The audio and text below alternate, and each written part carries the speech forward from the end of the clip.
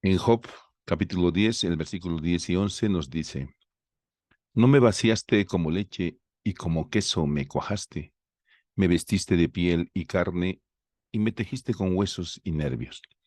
Aquí nos está hablando de los músculos, pero el trasfondo de esto es que Job lo había perdido todo, había perdido propiedades, familia, amigos, salud, y se encontraba con una llaga de la nuca al talón, como se describe en la palabra de Dios. Y pues su situación física era muy mala y prácticamente estaba preguntándole a Dios, ¿por qué me está pasando todo esto? ¿Acaso tú no me has puesto todo esto? ¿Tú no me has dado piel? ¿Tú no me has dado carne? Sin embargo, como dice a lo largo del libro de Job, de ninguna manera él ha protestado contra Dios. Tengan ustedes un cordial saludo. Estamos en la Universidad Mayor de San Andrés, la Facultad de Medicina, Enfermería, Nutrición y Tecnología Médica. Nuestra carrera es medicina y la cátedra es anatomía humana. El tema que vamos a compartir es miembro pélvico en la primera parte.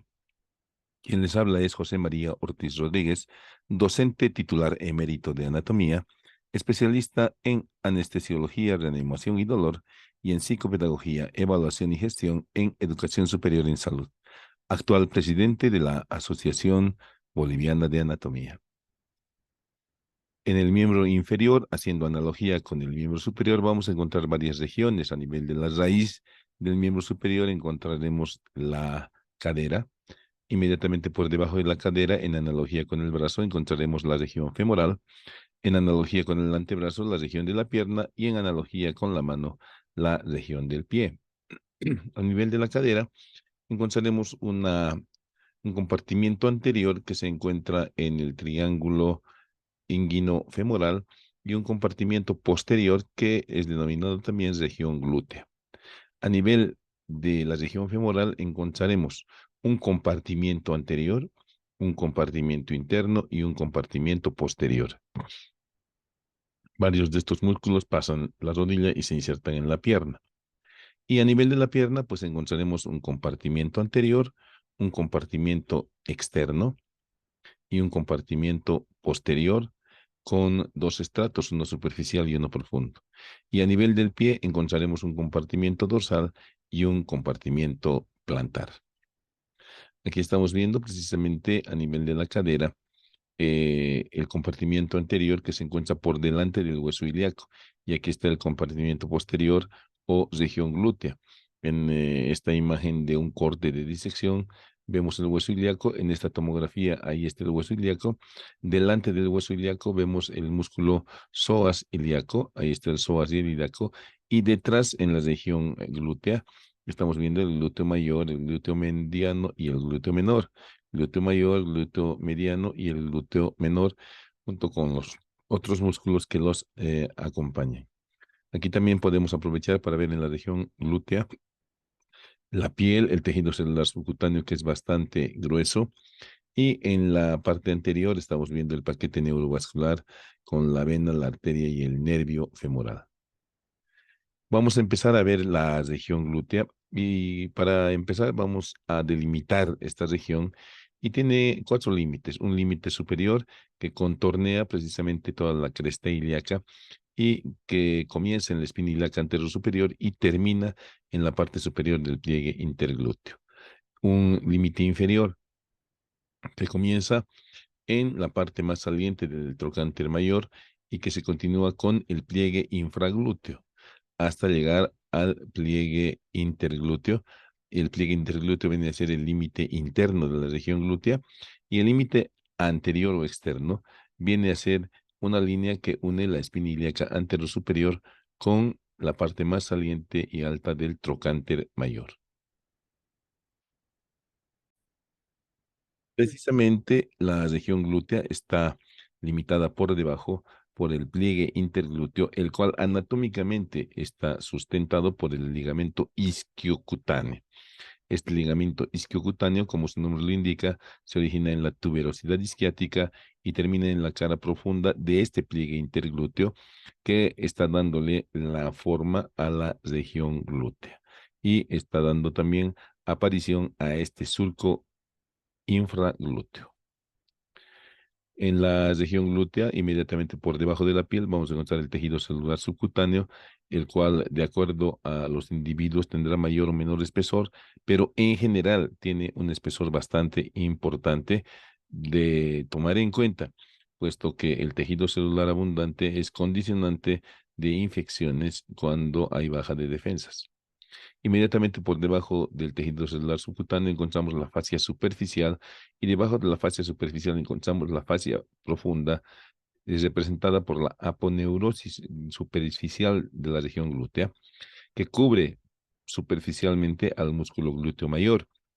La hoja media de esta aponeurosis glútea cubre la cara profunda del glúteo mayor y la hoja profunda cubre a los músculos profundos de la región glútea. En general, la aponeurosis del miembro inferior es una aponeurosis muy fuerte, muy resistente, y debido a esas características se le ha comparado con el material que conocemos con el nombre de lata, y por eso es que le han dado el nombre de fascia lata. Y tenemos la fascia lata envolviendo el muslo, aquí la región glútea, y aquí estamos viendo la fascia superficialis, la fascia lata, el tejido celular subcutáneo.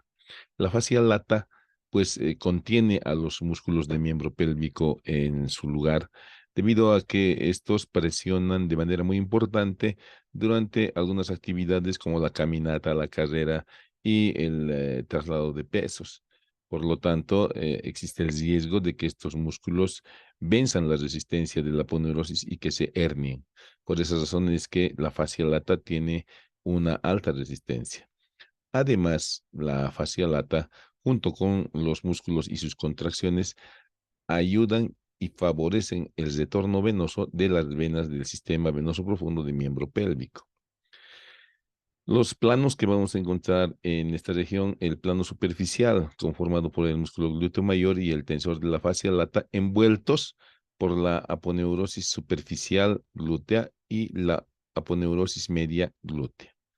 La superficial y la media envuelven las dos caras del glúteo. Un plano medio que está constituido por el músculo glúteo mediano, que aquí lo vemos en parte, que está cubierto por la aponeurosis glútea profunda. Y un plano profundo que también está cubierto por esa aponeurosis glútea profunda, que se encuentra debajo o profundamente localizada al glúteo mediano. El plano superficial ya habíamos mencionado el tensor de la fascia lata y el músculo glúteo mayor.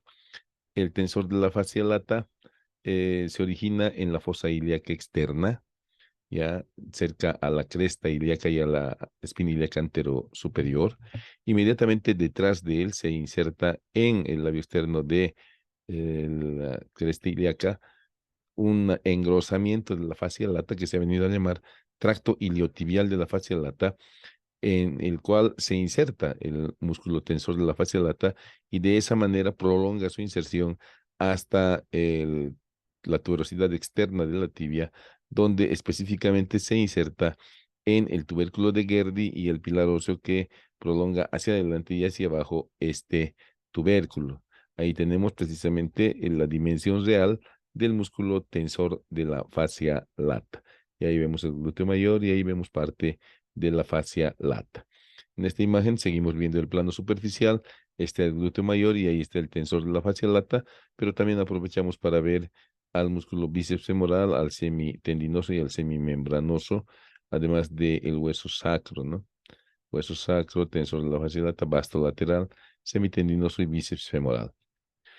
Pues en la región glútea vamos a encontrar en el plano superficial, hemos dicho, en primer lugar, el músculo glúteo mayor. Este músculo se llama así porque tiene pues un gran tamaño, el músculo glúteo mayor, y se inserta en la fascia del glúteo mediano, eso significa esto. Se inserta en la fosa ilíaca externa por detrás de la línea o cresta glútea posterior por medio de la fascia toracolumbar se va a insertar en la cresta sacra media, ¿sí? Y también se va a insertar en la cresta sacra lateral y en el resto del borde, de los bordes laterales del sacro. También se inserta en el cóccix.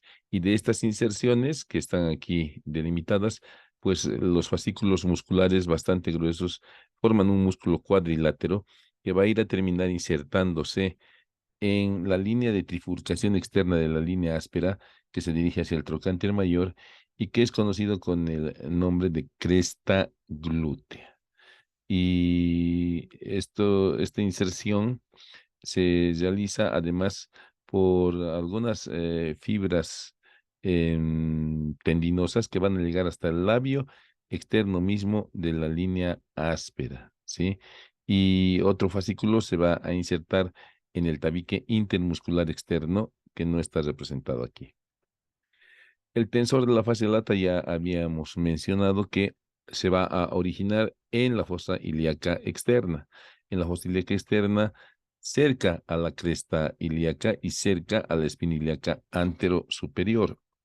De estas inserciones sale este vientre muscular que se va a insertar en el tracto iliotibial de la fascia lata, o banda iliotibial también se llama, que va a ir a terminar en la tibia a nivel del tubérculo de Gerdi y la prolongación ósea que hace que este tubérculo se dirija hacia adelante y hacia abajo.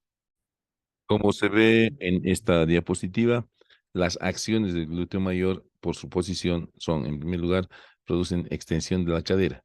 En segundo lugar, producen aproximación del miembro pélvico hacia el plano medio. Y por último, pueden producir rotación externa. El tensor de la fascia lata es un músculo que podríamos decir es antagonista del músculo glúteo mayor, puesto que produce flexión de la cadera, produce abducción de la cadera y produce rotación medial de la cadera. Esas son entonces las acciones del músculo tensor de la fascia lata. Inmediatamente por debajo de estos se encontraremos un solo músculo, el músculo glúteo mediano, que se encuentra cubierto por la hoja profunda de la fascia glútea.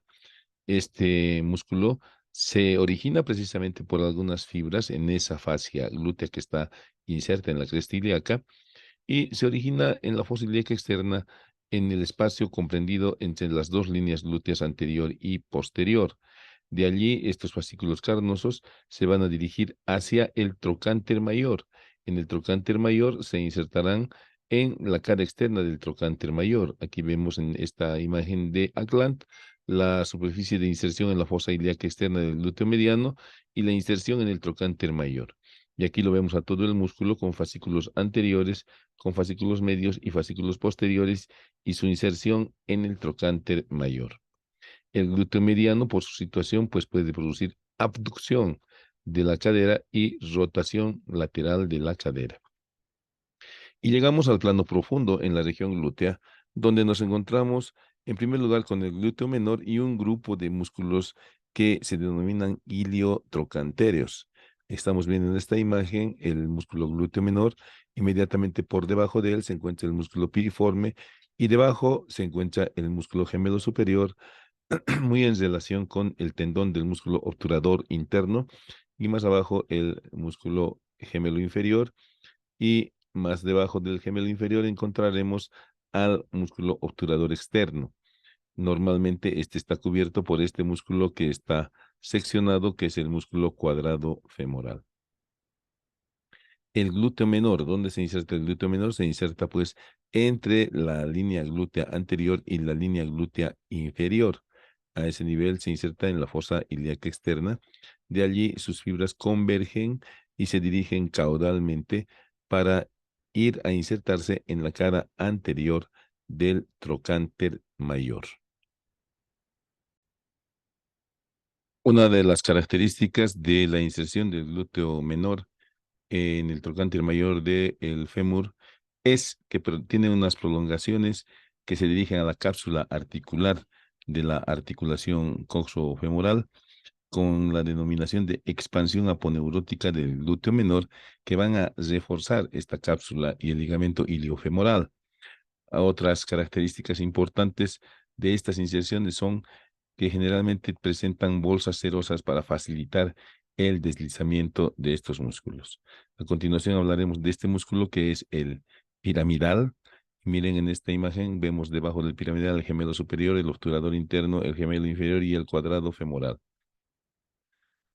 El músculo piramidal o piriforme se origina en la cara anterior del sacro, a nivel de los cuerpos vertebrales 2, 3, 4 y parte del 5, y de allí las fibras convergen, es un músculo en forma de abanico, hacia la escotadura sacrociática mayor y salen de la pelvis por la escotadura sacrociática mayor, avanzan hacia el trocánter mayor de manera tendinosa y terminan en el borde superior del trocánter mayor. Aquí tenemos nuevamente el piriforme en esta imagen real y tiene como relación importante en su borde inferior al nervio ciático mayor y al nervio ciático menor, que tienen una buena relevancia clínica por el síndrome del músculo piramidal.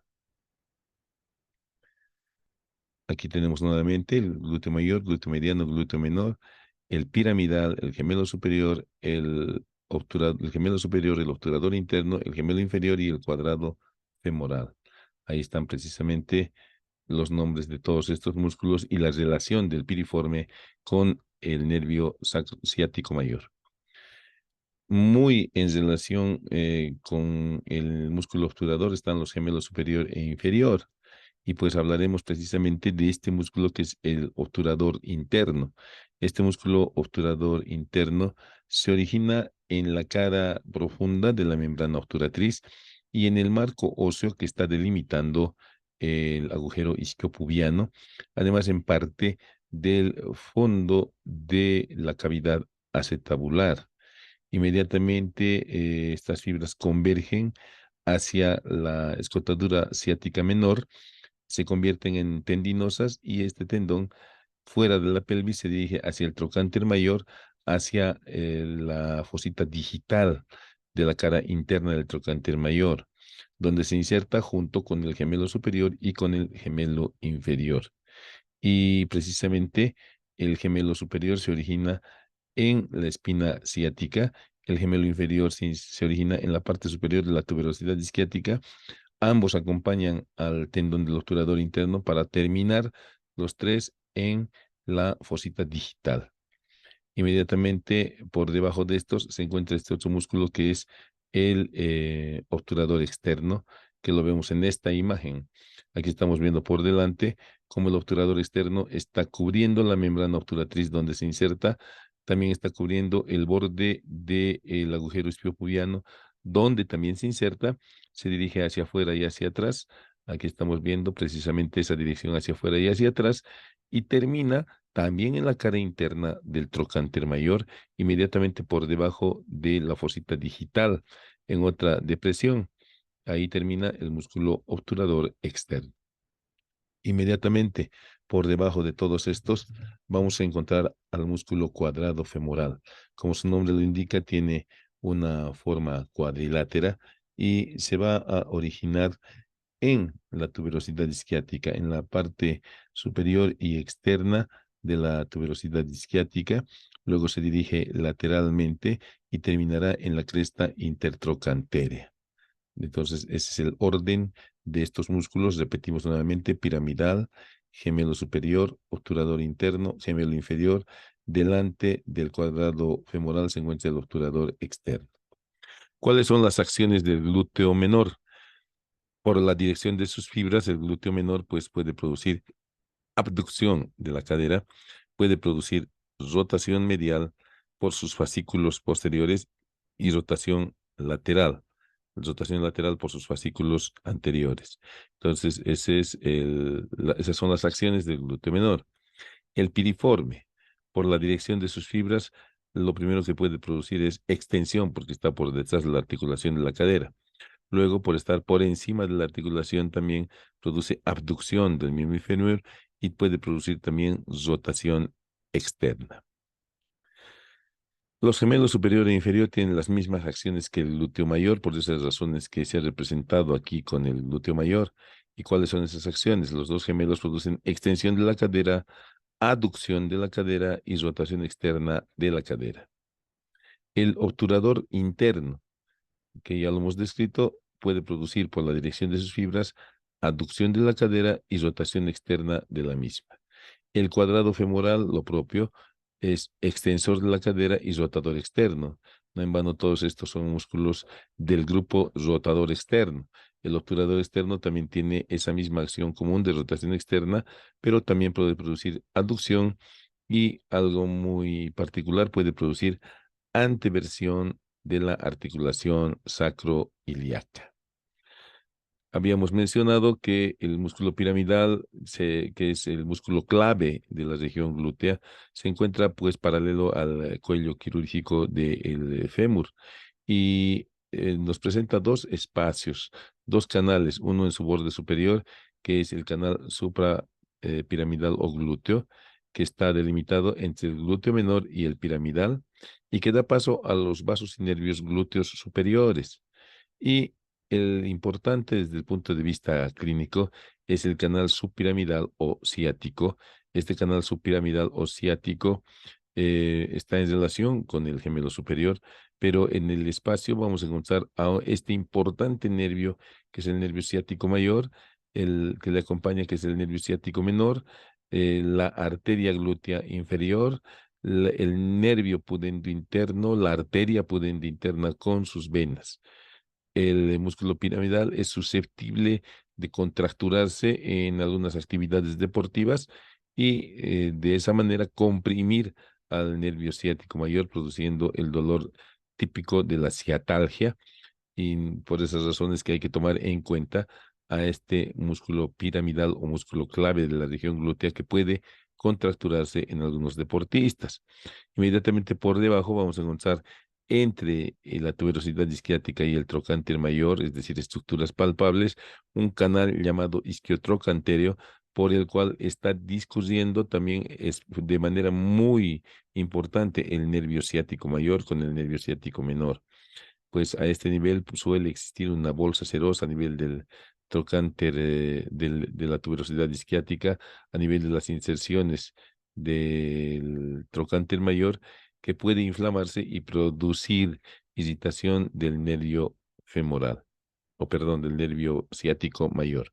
En esta imagen estamos viendo un fisiculturista que está demostrándonos el desarrollo de sus músculos glúteos, glúteos mayores, y también aquí estamos viendo el glúteo mediano, y en esta fisiculturista estamos viendo un gran desarrollo del músculo tensor de la fascia lata.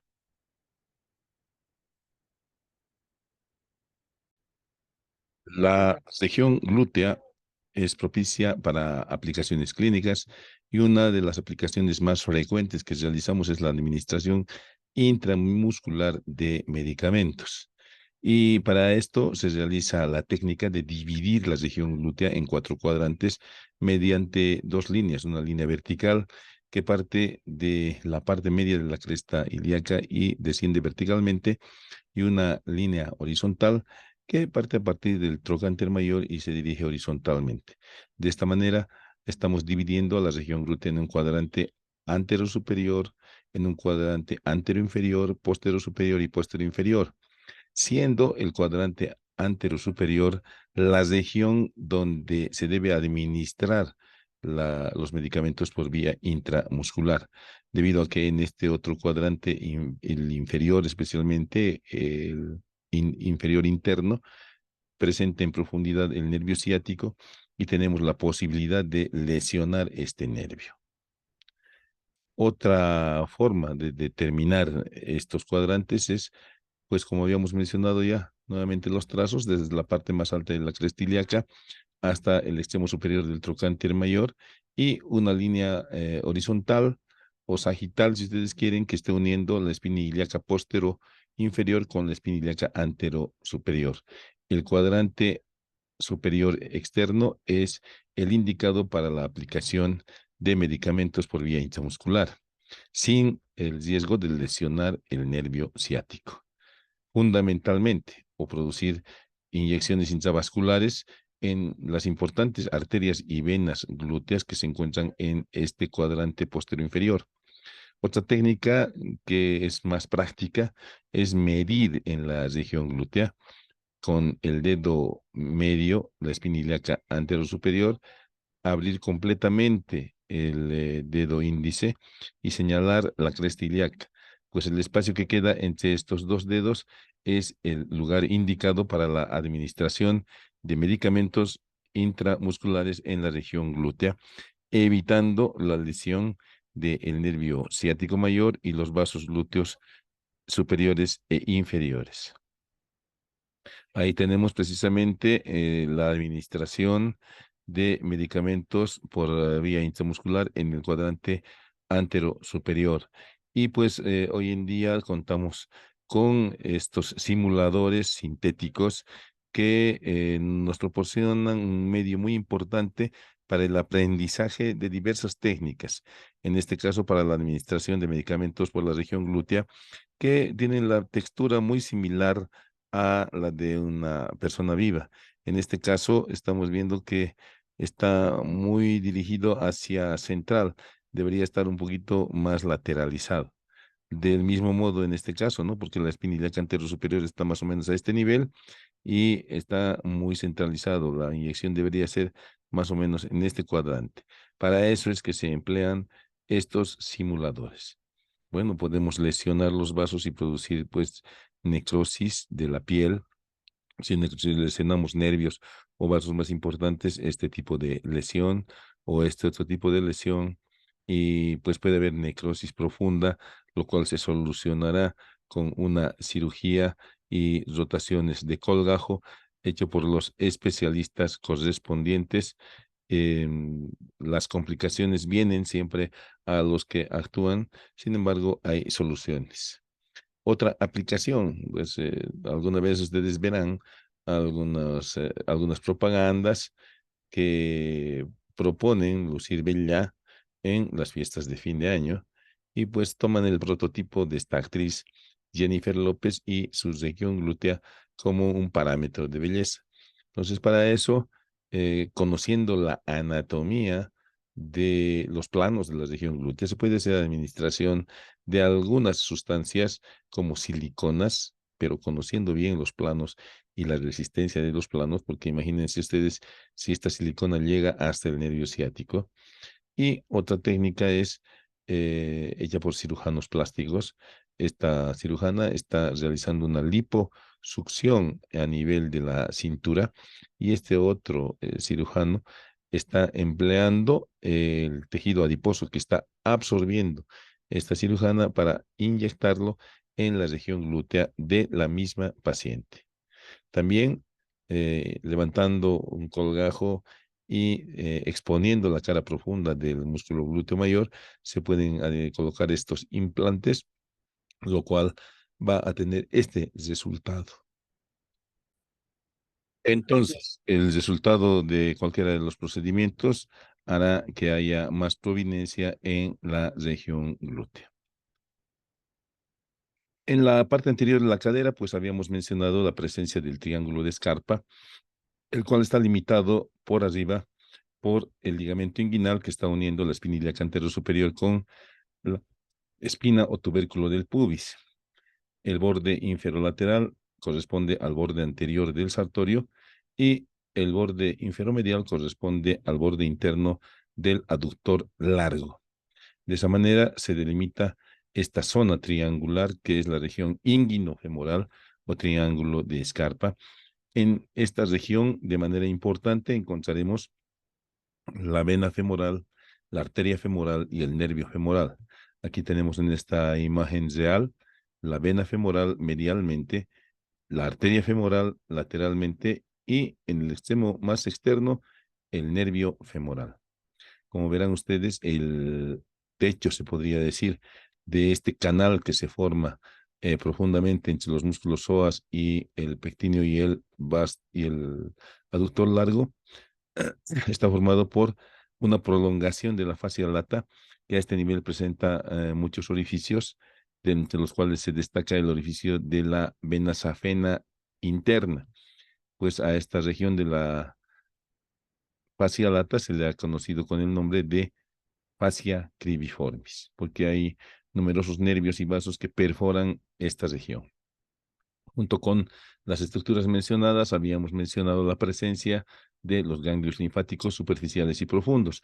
Y nuevamente estamos viendo aquí el triángulo inguinofemoral o de Scarpa, donde vemos el techo de este conducto formado por la fascia lata y vemos el orificio de entrada de la vena safena interna, presentando aquí la aponeurosis, un repliegue inferior en forma de media luna, ¿ya? Que es el despliegue de Dittel o ligamento falciforme.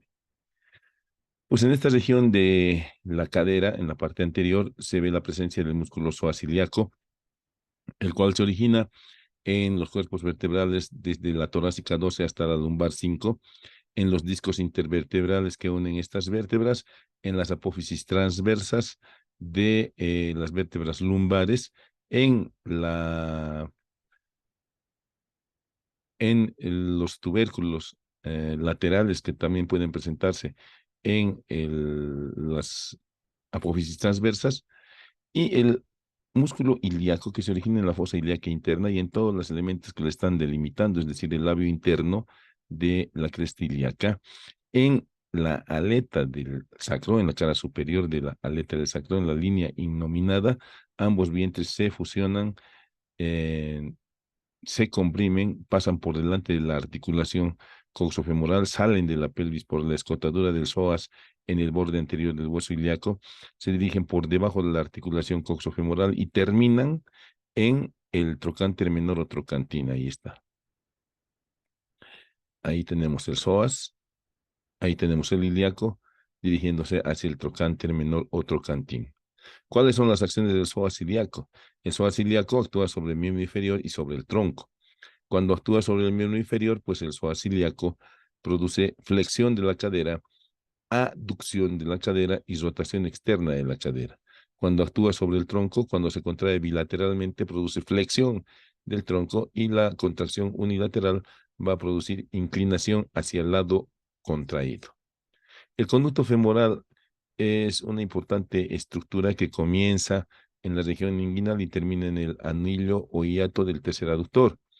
La primera parte de este conducto se encuentra precisamente en el triángulo inguinofemoral y la segunda parte está detrás del sartorio y la tercera parte se encuentra entre los aductores debajo del sartorio. Pues en la parte superior, la pared posterolateral está formada por el músculo psoas-ilíaco y el vasto medial. Su pared posteromedial está formada por el músculo pectíneo y por el músculo aductor largo. Y su pared anterior, habíamos dicho, por la fascia cribiformis hasta llegar hasta llegar a encontrarse con el músculo sartorio. El orificio superior se denomina laguna vascular y la laguna vascular pues está limitada por delante por el ligamento inguinal, por detrás por el ligamento pectíneo, lateralmente por el ligamento iliopectíneo y medialmente por el ligamento lacunar. Contiene a la vena femoral, la arteria femoral y nervio femoral. El nervio femoral está separado de la arteria por el ligamento iliopectíneo. Y entre la vena femoral y el ligamento de Gimbernat o ligamento lacunar se encuentra un anillo femoral que es una de las partes débiles de esta región por donde pueden producirse hernias de tipo inguinal. Aprovechamos para ver en esta imagen la membrana obturatriz que se encuentra cerrando el agujero isquiopubiano. Nuevamente la laguna vascular con el espacio llamado conducto femoral, la vena femoral, la arteria femoral y el nervio femoral. Por lo tanto, esto será lateral y esto será medial. El conocimiento de estas estructuras nos permitirá hacer punciones, tanto arteriales como venosas, para procedimientos endovasculares, entre los cuales podemos mencionar la colocación de stents, tanto en las arterias coronarias como en algunas otras arterias que se encuentran en todo el trayecto a partir de la arteria femoral.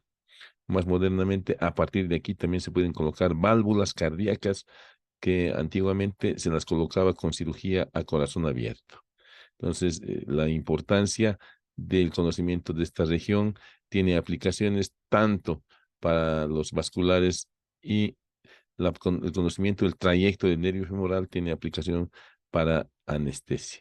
Y precisamente aquí, por fuera del latido de la arteria femoral, se está haciendo la punción para detectar la presencia del nervio femoral por medio de la estimulación eléctrica que al estimular el nervio femoral hará que se contraigan los grupos musculares inervados por el nervio femoral. Otra técnica importante y actual para la localización no solamente del nervio, sino también de los vasos, es la ultrasonografía o ecografía, donde nos muestra la vena, la arteria y el nervio. Por lo tanto, con esta guía ecográfica tendremos mayor precisión en el procedimiento. Ahí tenemos precisamente el psoas ilíaco, la vena femoral, la arteria femoral y el nervio femoral que nos está reflejando esta imagen. La arteria femoral, la piel, el tejido celular subcutáneo, ahí tenemos el músculo psoas ilíaco y ahí tenemos el nervio femoral, nuevamente en base a ecografía. Y aquí nos muestra cómo se hace la punción en dirección hacia el nervio femoral y pues cuando con nuestra aguja perforamos el nervio, corremos el riesgo de lesionar algunas fibras y si inyectamos el anestésico dentro del nervio, corremos el riesgo de producir un síndrome compartimental y lesión nerviosa. Por lo tanto, la ecografía nos indica exactamente en qué región estamos y cómo podemos aplicar con seguridad para nosotros y para el paciente el anestésico. Inmediatamente después pasamos pues a la región del muslo, donde habíamos mencionado este compartimiento anterior. Ahí estamos viendo nuevamente todo esto es el compartimiento anterior, todo esto es el compartimiento interno y todo esto es el compartimiento interno y este es el compartimiento posterior. Aprovecharemos para ver los compartimientos en este corte transversal de la parte media del fémur o del muslo. Ahí está el fémur con su cara anterior, su línea áspera, sus caras posteromedial y posteromedial y posterolateral. Pues en la cara anterior se está viendo la presencia del músculo vasto intermedio. Inmediatamente por fuera, llegando hasta la línea áspera, el vasto lateral. Inmediatamente por dentro, el vasto medial y hacia adelante el recto femoral. Este es el compartimiento interno donde estamos, y este otro es el sartorio. En el compartimiento interno estamos viendo el aductor largo, el gran aductor y el recto interno. Y en este que es el compartimiento posterior, estamos viendo lateralmente al bíceps y medialmente al semimembranoso y al semitendinoso. Veremos la región anterior, es decir, a los músculos sartorio y cuádriceps femoral. Precisamente estamos viendo al sartorio que se origina en la cara externa de la espina ilíaca antero superior. Es un músculo alargado, acintado, que termina en la parte superior de la cara interna de la diáfisis de la tibia. Aquí lo tenemos marcado y aquí lo tenemos al natural a este músculo sartorio que está cruzando oblicuamente de arriba abajo y de lateral a medial la cara anterior del muslo para dirigirse a su inserción en la parte superior de la cara interna de la diáfisis de la tibia. Este es el músculo sartorio. Está inserto junto con otros músculos. Ahí está el sartorio, detrás del sartorio está el recto interno o grácil y detrás del recto interno grácil tenemos pues al semitendinoso.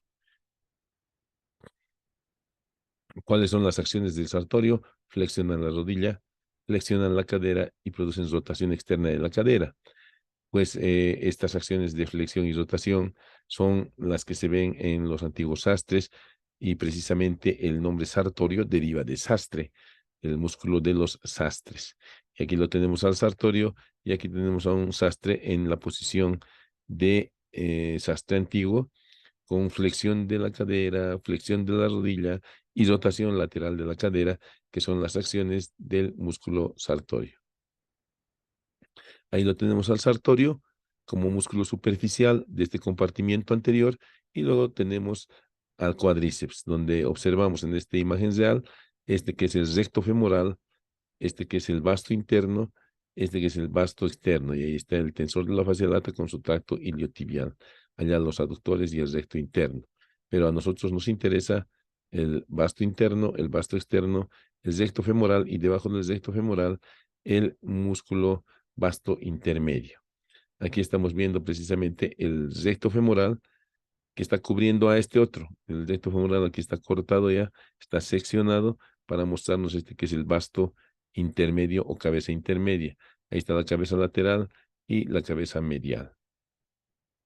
Todos se insertan en la base de la rótula, pero a continuación existe este tendón rotuliano que prolonga la inserción hasta la tuberosidad anterior de la tibia. Estamos viendo entonces en diferentes imágenes las cuatro cabezas del cuádriceps femoral. Ahí tenemos la cabeza medial o vasto medial, que como hemos visto se origina en el labio interno de la línea áspera. Del labio interno de la línea áspera se dirige hacia la parte interna para terminar, como habíamos mencionado, junto con todos los otros músculos en la base de la rótula. Ahí tenemos el vasto intermedio que prácticamente se encuentra cubriendo la cara anterior, interna y externa del fémur.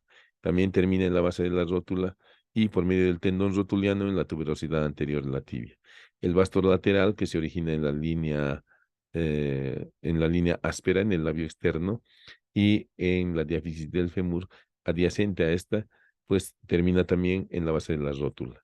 Y por último, el recto femoral, que tiene dos tendones de origen, el directo y el reflejo, que también se une al resto de los vientres de este músculo para terminar en la base de la rótula. Y aquí precisamente tenemos un detalle del origen de inserción del recto femoral. Ahí está la espina ilíaca anteroinferior y ahí está el tendón directo y este es el que se está dirigiendo hacia el canal supracotiloideo. Ahí están los dos tendones del músculo recto femoral, que es la única porción de este cuádriceps que está cruzando la articulación de la cadera y por medio del tendón rotuliano está cruzando la articulación de la rodilla. Ahí está el tendón del cuádriceps con sus expansiones laterales que son las aletas rotulianas y ahí está el tendón patelaro rotuliano, que es la prolongación de este cuádriceps. Ahí tenemos una imagen real del tendón rotuliano o patelar y allá arriba la inserción del músculo cuádriceps. Ahí estamos viendo los cóndilos, el medial y el lateral del fémur, lo mismo en la tibia.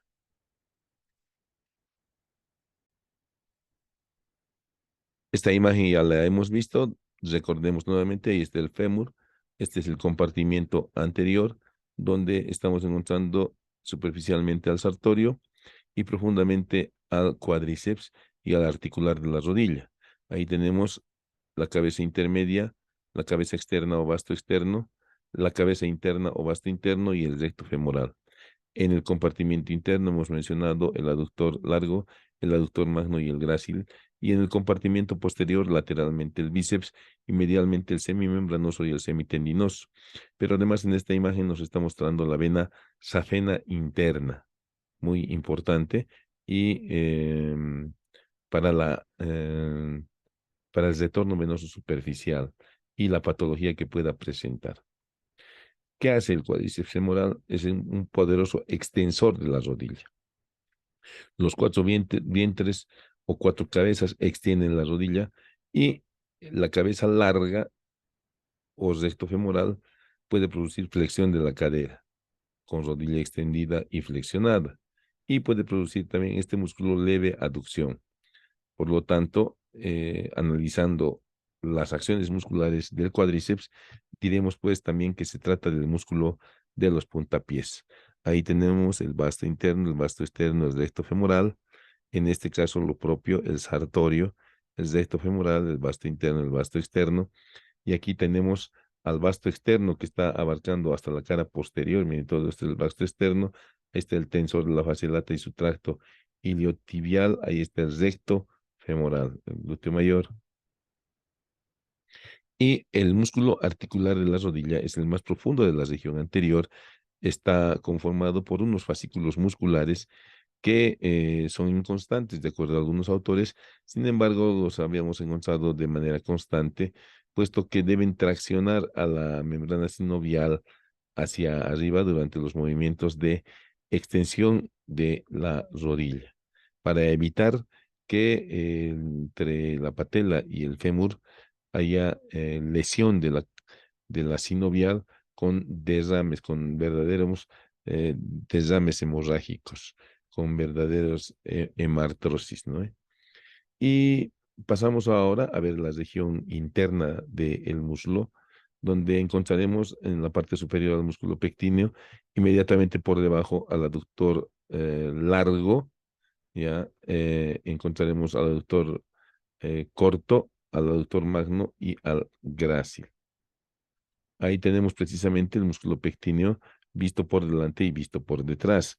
Visto por delante se origina en el pecten del pubis, se dirige hacia abajo y hacia afuera y hacia atrás, donde se va a terminar insertando en la línea media de trifurcación de, de la línea áspera.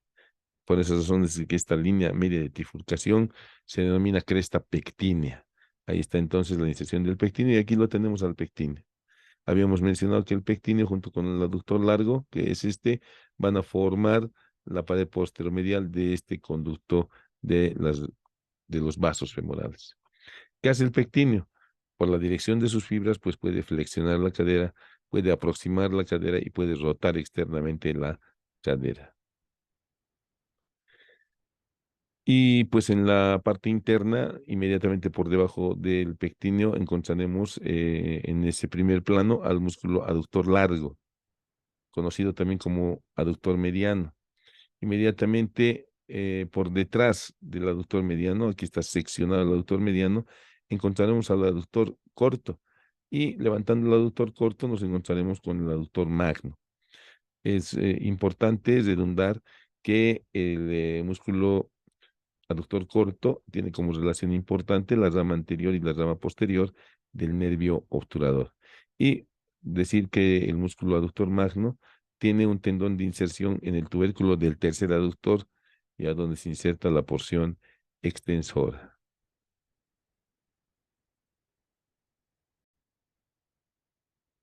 Tenemos aquí remarcado en primer lugar al músculo aductor largo, el cual se va a originar de la espina o tuberosidad o tubérculo del pubis.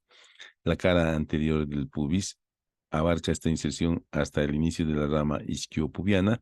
De ella se dirige oblicuamente hacia abajo y hacia atrás para insertarse en el labio interno y el intersticio de la línea áspera del fémur. Lo propio, el músculo aductor corto o menor se origina también en la cara anterior del cuerpo del pubis, en parte de la rama isquiopubiana, y de ahí se dirige también para insertarse en la parte superior del intersticio de la línea áspera. En esta imagen estamos viendo al aductor magno o gran aductor, que se origina también en la cara anterior del pubis, se origina en la rama del pubis, en una inserción más alargada, intercalándose con la del obturador externo, que también lo tenemos aquí, y luego tiene una amplia inserción en la parte superior de la línea áspera y su porción interna, llamada también extensora, tiene un tendón que se va a ir a insertar en el tubérculo del tercer aductor en el cóndilo medial del fémur. Y para completar este grupo de músculos internos, este compartimiento medial, tenemos al músculo grácil, que se origina también en la sínfisis del pubis, cuerpo del pubis, en el labio externo de la rama isquiopubiana en la parte anterior. Es un músculo acintado que se dirige caudalmente, pasa medialmente a la rodilla y termina en la parte superior de la cara interna de la diáfisis de la tibia, junto con el sartorio y junto con el semitendinoso, como está en esta imagen que ya la hemos visto. Ahí tenemos al músculo sartorio, recto interno grácil y el semitendinoso, formando lo que se conoce con el nombre de pata de ganso. Aquí tenemos precisamente al aductor largo, al aductor corto, al aductor magno, al recto interno grácil, formando este compartimiento donde se encuentra el nervio obturador y los vasos obturadores. Ahí tenemos el aductor largo, el aductor magno, ahí está su tendón de inserción en el tubérculo del tercer aductor. ¿Qué hace el primer aductor o aductor largo? Produce, pues, lo que su nombre indica, aducción, pero además puede producir por la dirección de sus fibras flexión y por último también puede producir rotación externa. Ahí lo tenemos seccionado al aductor largo y aquí está el aductor corto. ¿Qué hace el aductor corto o breve? Lo mismo, aducción, flexión de la rodilla y rotación externa. Aducción, flexión de la rodilla y rotación externa, lo mismo prácticamente. ¿Y qué hace el aductor magno?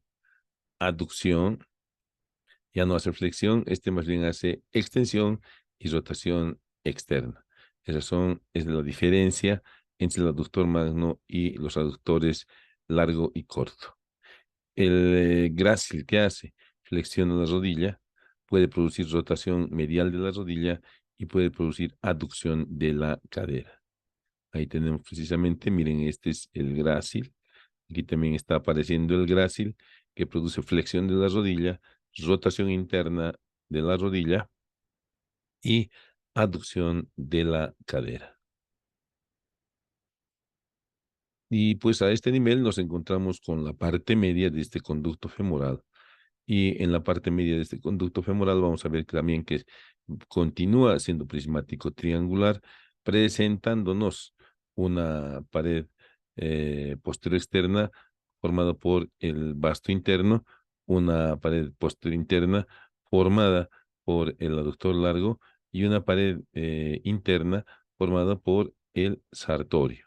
Y en su interior está la arteria, la vena femoral y los ramos del nervio femoral, fundamentalmente el safenio interno. Y en la parte inferior, aquí está la parte inferior, una vez que cruza el sartorio, pues se encuentra eh, en las proximidades de su desembocadura, en el hiato del tercer aductor, para que los vasos al pasar por aquí ya lleguen a la región poplitea. Y pues vemos que a este nivel la pared posterior interna está formada por la parte inferior del aductor largo y la parte restante del aductor magno. ¿Ya? Luego, el límite anteroexterno está formado por la aponeurosis del tabique intermuscular externo, ¿ya? Acompañado por el vasto interno. Ahora, entre el vasto interno y el aductor magno hay una aponeurosis, aquí está esa aponeurosis, esta aponeurosis a este nivel, que vendría a llamarse aponeurosis vastoaductora. Entonces, esos tres elementos están delimitando el conducto femoral en la parte inferior por debajo del sartorio. La región posterior del muslo se caracteriza por presentar estos músculos que se llaman isquiopoplíteos y describiremos el semimembranoso, el semitendinoso medialmente y lateralmente el bíceps con su cabeza larga y su cabeza corta. Ahí estamos viendo una imagen real que de la tuberosidad isquiática hacia la fosa poplitea están partiendo estos músculos isquiopoplíteos. Ahí tenemos el vasto externo, la cabeza larga del bíceps y profundamente la cabeza corta. Ahí tenemos el semitendinoso y ahí lo tenemos al semimembranoso.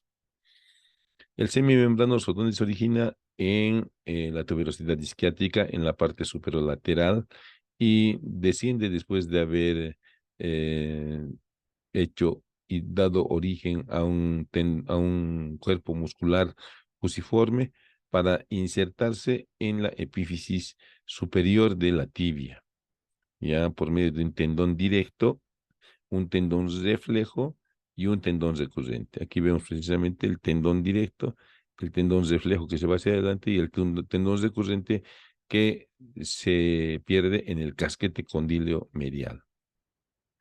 ¿Qué hace el semimembranoso? Flexiona la rodilla, ¿ya? Extiende la cadera y produce aducción de la cadera.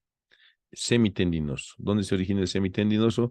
Inmediatamente por detrás del semimembranoso con un tendón común con el bíceps. Sin embargo, cuando se hace una disección más minuciosa, se ve que los tendones no son tan comunes. ¿Y dónde termina el semitendinoso? Pues el semitendinoso termina en la parte superior de la cara interna de la diáfisis de la tibia, junto con el recto interno grácil y con el sartorio, y forman lo que se llama la pata de ganso.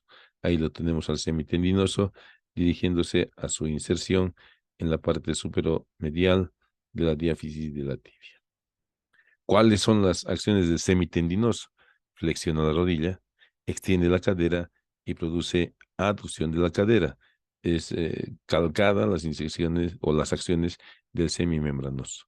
Y el bíceps femoral, como habíamos dicho, de un tendón común junto con el semitendinoso y luego de hacerse fusiforme, recibe, originándose en la línea áspera a su cabeza corta, y ambas cabezas forman un tendón que va a terminar en la cabeza del peroné, en la apófisis estiloides y en el borde externo y en la cara posterior del cóndilo medial de la tibia. Ahí está precisamente esas inserciones esquematizadas. ¿Qué hace el bíceps femoral? Produce flexión de la rodilla, extensión de la cadera y en este caso rotación lateral de la cadera. Ahí tenemos precisamente a estos músculos. Ahí tenemos al bíceps con su cabeza larga, cabeza corta, dirigiéndose hacia abajo y hacia afuera. Ahí lo tenemos al semimembranoso, ahí lo tenemos al semitendinoso y aquí abajo tenemos el gastrocnemio medial, al gastrocnemio lateral y al plantar largo, delimitando estos músculos mencionados una zona en forma romboidal que se denomina fosa poplitea. Aquí la tenemos a la fosa poplitea y aquí tenemos los músculos. Ahí está el vasto externo, ahí está el bíceps, ahí está el semitendinoso y profundamente el semimembranoso. Estos delimitando la fosa poplitea, donde encontraremos a la arteria poplitea, al nervio ciático dividiéndose en sus ramas o componentes tibial y peroneo común, además de grasa y todos los elementos correspondientes a la arteria y a la vena poplites. Otra aplicación que nosotros empleamos en anestesiología es bloquear el nervio ciático a diferentes niveles en este surco entre el vasto externo y el bíceps femoral. Profundamente se encuentra el trayecto del nervio ciático. Entonces podemos realizar bloqueos a cualquiera de estos niveles. Aquí se está realizando un bloqueo sencillo con estimulador de nervio. Sin embargo, como habíamos mencionado, lo ideal es emplear ecografía. Muchísimas gracias por su atención.